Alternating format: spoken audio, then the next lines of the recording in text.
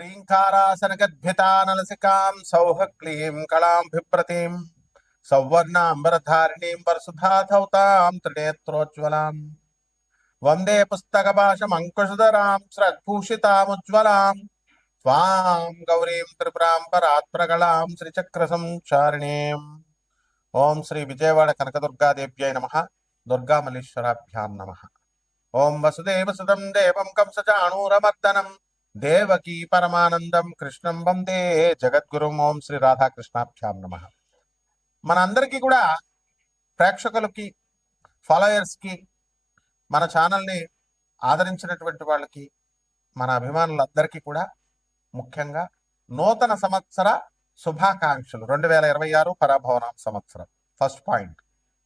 Second point, ఈ సంవత్సరానికి రాజు ఎవరో తెలుసా? గురువు. కాబట్టి ఎంతైనా సరే శాంతంగా విజ్ఞానంతో చేస్తాడనమాట గురువు. మంత్రి ఎవరు? ఇప్పుడు కుజుడు. మంత్రి చాలా డేరింగ్ స్టెప్స్ చేస్తాడనమాట.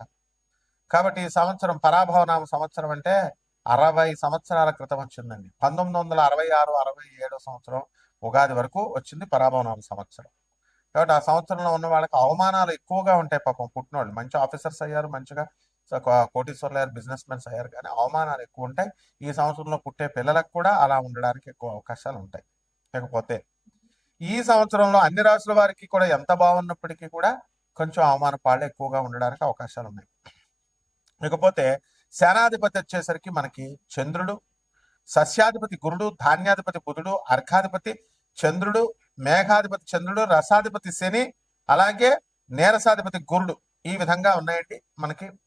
ఆ తర్వాత మనకి ఆదాయ వ్యయాలు కనుక మనం చూసుకున్నట్లయితే కొన్ని రాశుల వారికి మామూలుగా ఉన్నాయి, పెరిగినాయి. కొంత రాశుల వారికి లాస్ట్ ఇయర్ కంటే తగ్గినటువంటివి ఉన్నాయి. విడివిడిగా ద్వాదశ రాశుల వారికి మనం చెప్పుకుందాం. అయితే ముఖ్యంగా మనకి ఈ 2026 సంవత్సరం ఉగాది నుంచి మళ్ళీ 2027 సంవత్సరం ఉగాది వచ్చేంత వరకు కూడా మనకి 12 రాశుల వారికి జాతకాలు ఏ విధంగా ఉంటాయో ముందు తెలుసుకునే ముందు గ్రహ స్థితిగతులు ప్రధానమైనటువంటివి మనం తెలుసుకోవాల్సినటువంటి అవసరం ఉంది. దాంట్లో భాగంగా రాహు నవంబర్ 25, 2026 సంవత్సరం వరకు సింహరాశిలో ఉంటాడు. అదేవిధంగా కేతు మనకి ఈ యొక్క సింహరాశిలో కేతు ఉంటాడు, రాహు కుంభరాశిలో ఉంటాడు. అలాగే ఈ యొక్క శని మనకి మీనరాశిలో ఉండడం అనేటటువంటి జరుగుతుంది.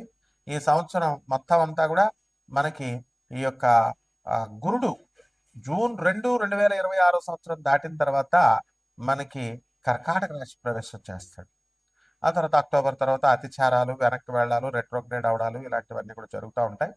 అయితే మిగతా గ్రహాల యొక్క చిన్న గ్రహాలు రవి, కుజ, శుక్ర, బుధ గ్రహాలన్నింటినీ, చంద్రుడిని, వీటిలన్నింటినీ మనం పరిగణలో తీసుకొని మనం ఈ యొక్క ఉగాది జాతకాలు మనం చెప్పబోతున్నాం. ఒక్కొక్క రాశి వారికి ఏ విధంగా ఉంటుందో మనం చూద్దాం.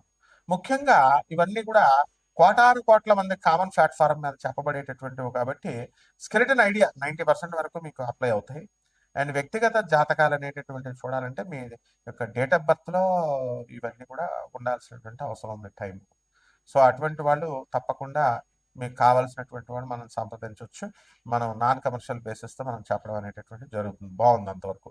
ఇక 12 రాశుల వారికి ఒక్కొక్క రాశి వారికి ఏ విధంగా ఉందో ఈ సంవత్సరం అంతా కూడా ఉగాది నుంచి నెక్స్ట్ ఉగాది 2027 వరకు మనం చూద్దాం. కర్కాటక రాశి. ఈ కర్కాటక రాశికి ఆదాయం 2, వ్యయం 11 ఉన్నాయి. అలాగే మనకి రాజ్యపూజ్యము మనకి కర్కాటక రాశి వారికి 4, 7 అవమానం 7గా ఉన్నాయి. కాబట్టి ఈ రాశి వారికి అందరికీ కూడా కర్కాటక రాశి వారికి ఈ సంవత్సరం నవంబర్ 25, 2026 సంవత్సరం వరకు కూడా అష్టమ రాహు ఉన్నాడు. మరి దాని రీత్యా మనం ఎన్ని పనులు అవుతున్నప్పటికీ కూడా మన మానసిక ఆందోళన ఎక్కువగా ఉంటుంది. లేకపోతే కర్కాటక రాశి వారికి ఖర్చులు చాలా అధికంగా ఉంటాయి. బంధుమిత్రులందరితో కూడా జలసాలు ఇవన్నీ కూడా బాగా జరుగుతాయి. అప్పులు పెరగడానికి అవకాశాలు ఉన్నాయి. అయితే ఈ విద్యార్థులు కూడా కాంపిటేటివ్ ఎగ్జామినేషన్స్, గవర్నమెంట్ ఎగ్జామ్స్ అనేయండి, అలాగే ఈ యొక్క క్యాంపస్ ఇంటర్వ్యూలు మార్కులు 2 మార్కులు 1 మార్కు దగ్గర ఆగిపోయి ఫెయిల్ అవడానికి అవకాశాలు ఉన్నాయి. నవంబర్ 25 దాటిన తర్వాత మనకి సప్తమ రాహు వస్తాడు. మనకి అక్కడి నుంచి మనకి వితండ వాదాలు ఇలాంటివన్నీ కూడా జరగడానికి అవకాశాలు ఉన్నాయి.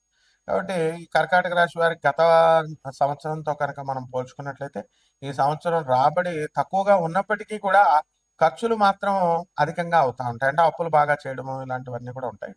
అయితే గతంలో చేసినటువంటి అప్పులు తీరేటటువంటి మార్గాలు ఉన్నాయా లేవా అండి అని అంటే ఏదో రకంగా మనం ఈ అప్పులన్నీ కూడా తీరిపోతా ఉంటాయి. అలాగే రైతుల దగ్గరికి వచ్చేసరికి రైతులు మంచి పంటలు పండిస్తారు అయినా సరే అప్పులు అనేటటువంటివి ఇంకా ఎక్కువగా చేస్తూ ఉంటారు. అలాగే ఖరీదైనటువంటి వస్తువులు, గ్యాడ్జెట్స్, కాస్ట్లీ గ్యాడ్జెట్స్ ఇలాంటివన్నీ కూడా కొంటారు. ఇక సాఫ్ట్వేర్ రంగాల్లో ఉన్నటువంటి వాళ్ళకి ఆర్టిఫిషియల్ ఇంటెలిజెన్స్ ఎమర్జెన్స్తో ఏమవుతాయంటే మీకు ఉద్యోగాలు, సాఫ్ట్వేర్ ఉద్యోగాలన్నీ కూడా ఒక థ్రెట్ అనేటటువంటిది ఉంది. అండ్ ఫారిన్ కంట్రీస్లో చేస్తున్నటువంటి వాళ్ళందరూ కూడా మనకి ఉద్యోగాలు రిసెషన్ పీరియడ్లో కోల్పోయినట్లుగా కొంతమంది ఉద్యోగాలు కోల్పోవడానికి అవకాశాలు ఉన్నాయి.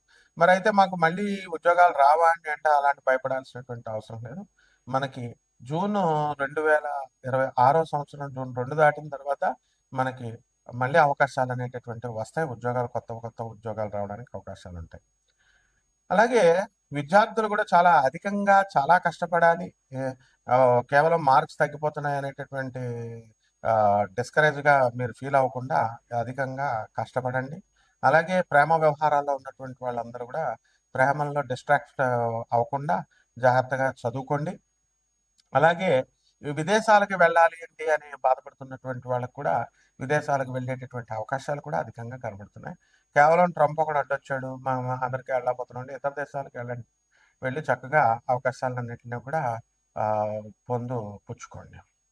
అలాగే ఈ రాశి వారికి కూరగాయల వ్యాపారం, హోల్సేల్ వ్యాపారాలు, పల్సెస్, పప్పులు, ధాన్యాలు, అపరాలు చేసేటటువంటి వాళ్ళందరికీ కూడా అధిక లాభాల్లో మీకు వస్తాయి. అలాగే హోటల్ బిజినెస్లు, ఈ యొక్క బట్టల షాపుల వ్యాపారాలు ఇవన్నీ కూడా బ్రహ్మాండంగా ఉండడానికి అవకాశాలు అధికంగా ఉన్నాయి. కొత్త కొత్త బట్టలు కొని నూతన వస్త్రాలంకరణాలు ఇవన్నీ కూడా ఈ కర్కాటక రాశి వారు చేయడానికి అవకాశాలు ఉన్నాయి. ల్యాప్టాప్ బిజినెస్లు, ఎలక్ట్రానిక్స్ వ్యాపారాలు, ఎలక్ట్రికల్ వ్యాపారాలు మంచిగా సంపాదించడానికి అవకాశాలు అధికంగా కనబడుతున్నాయి. ఇక రాజకీయ నాయకులకి మంచి మంచి పదవులు రావడానికి అవకాశాలు అధికంగా కనబడుతున్నాయి మనకి. అలాగే సినీ, సంగీత, సాహిత్య రంగాలలో ఉన్నటువంటి వాళ్ళకు కూడా వాళ్ళకి బ్రహ్మాండంగా ముందుకు వెళ్ళడం అనేటటువంటివి జరుగుతాయి. కొత్త కొత్త పదవులు రావడానికి అవకాశాలు ఉన్నాయి. మీడియా రంగంలో ఉన్నటువంటి వాళ్ళకి ప్రమోషన్స్ ఇవన్నీ కూడా వస్తాయి. పోలీస్ డిపార్ట్మెంటు, ఆర్మీ ఇలాంటి డిపార్ట్మెంట్స్లో పనిచేస్తున్నటువంటి వాళ్ళకి ప్రమోషన్స్ రావడం, జ్యుడిషియరీలో ఉన్నటువంటి వాళ్ళకి కూడా ప్రమోషన్స్ రావడం ఇవన్నీ జరుగుతాయి. అయితే ప్రభుత్వ ఉద్యోగస్తులు ఎవరైతే ఉన్నారో ఆదాయాలు బాగా పెరుగుతాయి వాళ్ళకి. అండ్ నెక్స్ట్ ఈ యొక్క ట్రాన్స్ఫర్స్ మీరు కోరుకున్న చోట్లకి రాకపోయినప్పటికీ కూడా రెగ్యులర్ ట్రాన్స్ఫర్స్ అనేటటువంటివి మీకు నచ్చిన ప్లేస్లు కాకపోయినా ట్రాన్స్ఫర్స్ మాత్రం అవుతాయి. కాబట్టి ఈ రాశి వారిలో పెళ్ళిళ్ళు, వివాహాలు కావట్లేదండి అనేటటువంటి వాళ్ళు ఉన్నారు. అటువంటి వాళ్ళకి జూన్ 2, 2026 సంవత్సరం దాటిన తర్వాత మీకు ఈ యొక్క పెళ్ళిళ్ళు అవుతాయి. పిల్లలు లేనటువంటి వాళ్ళకి పిల్లలు పుడతారు.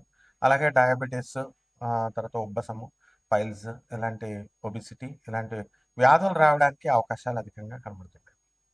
అలాగే ఈ రాశి వారు దూర ప్రయాణాలు చేస్తారు. మానసికంగా పరిపక్వత, పరిణతి అనేటటువంటిది వస్తుంది. గతంలో చేసినటువంటి మిస్టేక్స్ ఏవైతే ఉన్నాయో అటువంటి వాళ్ళంతా కూడా వాళ్ళు అవన్నీ కరెక్ట్ చేసుకుని ముందుకు వెళ్ళడానికి అవకాశాలు అధికంగా కనబడుతున్నాయి. ఆర్మీలో పనిచేస్తున్నటువంటి వాళ్ళకందరికీ కూడా లాంగ్ లీవులు వీళ్ళకి దొరికి చక్కగా మనం వచ్చేయడం, ఫ్యామిలీతో ఎక్కువ కాలం గడపడం ఇలాంటివన్నీ జరుగుతాయి. ఇక పరిహారాల దగ్గరికి వచ్చేసరికి కర్కాటక రాశి వారికి మనము రాహు బాగుండలేదు, అందువలన ఒక మినుములు బస్తా మినుములు, ఆ తర్వాత ఒక 5,000 రూపాయలు తగ్గకుండా మీరు పేద పూదారులను లొకేట్ చేసుకొని వాళ్ళకి మీరు దాన ధర్మాలు చేయడం ద్వారా బ్రహ్మాండంగా ఉంటుంది. అలాగే అభిషేకాలు చేయాలి. మరి పంచామృతాలతో అభిషేకాలు చేయండి. కేవలం నీళ్లు పోసి కాకుండా పళ్ళరసాలు ఇలా పంతులు గారులు, ప్రాచీన పంతులు గారులు చెప్పే విధంగా చేయండి.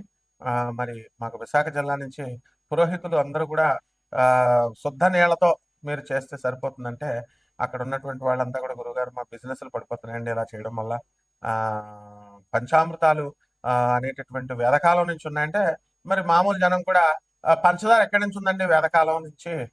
చెరుకు రసం ఉంది. చెరుకు రసం మ్యాన్మేడ్ కదా పంచదార? అక్కడి నుంచి మ్యాన్మేడ్ పంచామృతాలు ఎలా చెప్తారు? వేదకాలం నుంచి. పంచదార ఎక్కడుంది వేదకాలంలో? కాబట్టి వాళ్ళు వాళ్ళని బాధపెట్టడం నాకు ఇష్టం లేదు. కాబట్టి అభిషేకాలు చక్కగా పంచామృతాలతో అభిషేకం చేయండి. ఒక మహాన్యాసపూర్వకంగా మీరు అభిషేకాలు ఇవన్నీ కూడా చేసుకొని వాళ్ళ చేత చేయించి 30,000 రూపాయలు వాళ్ళకి అభిషేకాలు చేయించినందుకు చక్కగా మీరు ఇచ్చి పంతులు గారి యొక్క ఆశీర్వాదం మీరు తీసుకోండి. బ్రహ్మాండంగా ఉంటుంది. శుభమస్తు.